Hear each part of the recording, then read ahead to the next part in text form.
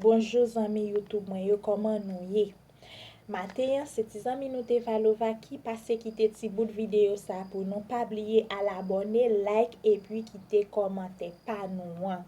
Nou pa regret. Ou même ki pot ko fè ça, s'il vous plaît, fè ça pour moi, nou pa regret.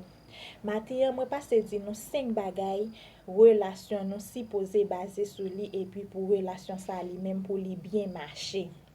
Premièrement, si pose gen sa ki le dialogue. Deuxièmement, sincérité, fidélité, compréhension et puis pardon.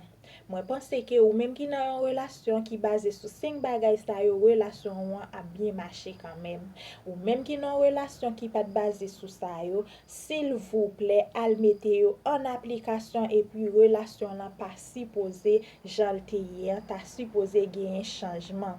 Pas oublier à l'abonner ensemble avec channel YouTube moi, like et puis quitter commentaire pas nous.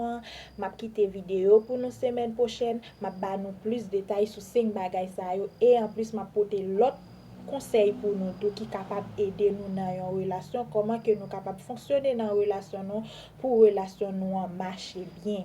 Moi mande nous faites ça pour moi s'il vous plaît, nous pas regret. D'accord, moi souhaiter nous bonne journée, semaine prochaine.